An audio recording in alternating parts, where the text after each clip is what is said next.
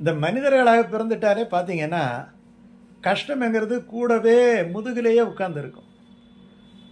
சில பேருக்கு கஷ்டம் தானே வந்து உட்கார்ந்துடும்.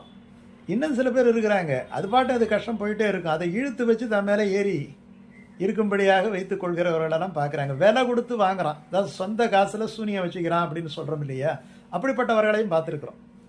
ஏன்னா எப்படி அந்த கஷ்டம் வந்ததுன்னு சொன்னால் அதுக்கு ஒரு காரணத்தை சொல்கிறோம். ஆனால் ஒரு கஷ்டம் என்பது எப்போ நமக்கு வந்து நீங்கும் அப்படின்னு சொன்னால், சந்தோஷமாக இருக்கிறவனை பார்த்தா நீங்கள் அவன் எவ்வளோ சந்தோஷமாக இருக்கிறான் பார்த்தியா அப்படின்னு தான் தோணும். எப்போ நீங்கும் அப்படின்னு சொன்னால், நம்மளை விட கஷ்டப்படுற ஒரு ஆளை பார்க்கணும்.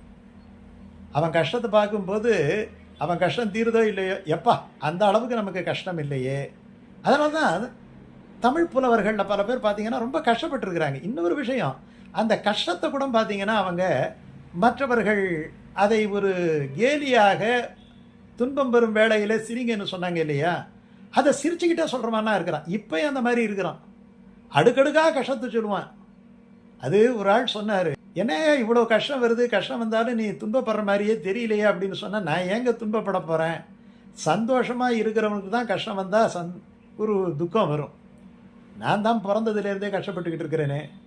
இப்போ என்ன புதுசாக இது, சில பேர் சொல்லுவாங்க இதெல்லாம் புதுசாக இது விவேக சிந்தாமணியில் ஒரு புலவரனாலே அந்த காலத்தில் அப்படி தானே. அவர் பார்த்தீங்கன்னா வறுமை தமிழ் தான் வளமையாக இருக்குமே தவிர செல்வம் இருக்காது. இன்றைக்கி மாதிரி வந்து அந்த அவார்டு இந்த அவார்டு 10 லட்சம் ரூபா 20 லட்சம் ரூபான்னு கொடுக்குறாங்க இல்லையா, நாட்டுடைமை ஆக்கி தராங்க. அதெல்லாம் இருக்கட்டும் ஒரு பக்கம். பொதுவாகவே ஒரு கஷ்டம் 2 கஷ்டம் 3 கஷ்டம் வரும். கியூவில் நிற்கிற மாதிரி ஒரு கஷ்டம் வருது, அதை எடுத்து ரொம்ப அழகான ஒரு பாடலை சொல்கிறார் விவேக சிந்தாமணியில். இந்த பாடலை அந்த காலத்துலலாம் இந்த பாடலையெல்லாம் சொல்லி தந்தார்கள், இப்போ கிடையாது. இப்போ அதாவது கஷ்டப்படுறத கூட சொல்கிறதுக்கு கூட டைம் இல்லாமல் கஷ்டப்பட்டுக்கிட்டு இருக்கிறோம், அதுதான் உண்மை. அதாவது அவர் வீட்டில் மாடு கண்ணு பிடிச்சான். எப்போ கண்ணு போட்டது, நல்லா மழை காலத்தில் போட்டதான். வெயில் காலம் வரைக்கும் கண்ணு போடல. மழை காலத்தில் வெளியிலே போக முடியல. ஏற்கனவே அந்த வீடு வந்து ஒரு பக்கம் சாஞ்சிக்கிட்டு இருக்கு. இப்போ மழை பெஞ்ச உடனே சுத்தமாக சாஞ்சிருச்சான். இப்போ அந்த பசுவையும் கண்ணுக்குட்டையும் மழையிலேருந்து காப்பாற்றி ஒரு இடத்துல கட்டி வைக்கலான்னா இடம் கிடையாது. இந்த நேரம் பார்த்து அவன் மனைவிக்கு உடம்பு சரியில்லாமல் போயிடுச்சு, வேலைக்காரிக்கும் உடம்பு சரியில்லை. இப்போ என்னத்தை பண்ணுறது, ஒன்றுமே பண்ண முடியல.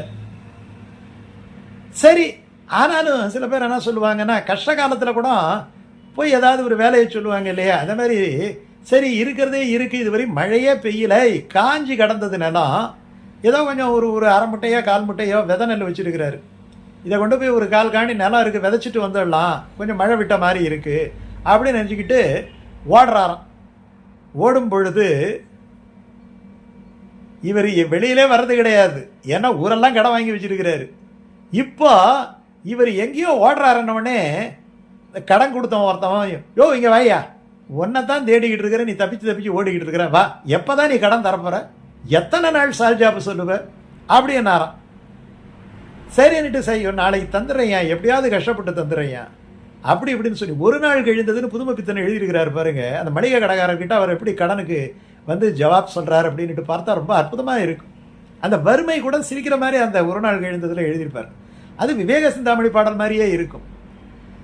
அதோட போனவன்னா இந்த விஏவை வந்துட்டார், ஓ பாக்கி இருக்கியா, எது தீர்வை பாக்கி இருக்கு, நீ கால்காணி தான் வச்சிருக்கிற, ஆனால் ஒரு 7-8 வருஷமாகவே கட்டாமல் இருக்கிற. சரி, அந்த காலத்தில் எப்படியெல்லாம் கோயிலில் போய் நம்ம கும்பிடுவோம், கோயில் பூஜாரிகள்லாம் இந்த வருமானம் எல்லாம் கிடையாது கோயிலில் செய்கிறவருக்கு.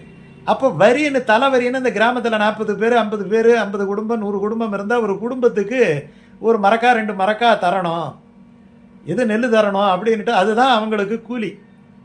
அந்த வாத்தியாருக்கே அப்படிதான் பள்ளிக்கூடம் கிராமத்தில் எல்லாம் நடத்துனாங்க. அவன் நெல் கொண்டாந்து கொடுக்கணும் பையன் படிக்கிறதுக்கு, அப்படியெல்லாம் இருந்திருக்கு. ஒரு 50-60 வருஷத்துக்கு முன்னாடி கூட அப்படியெல்லாம் இருந்திருக்கு.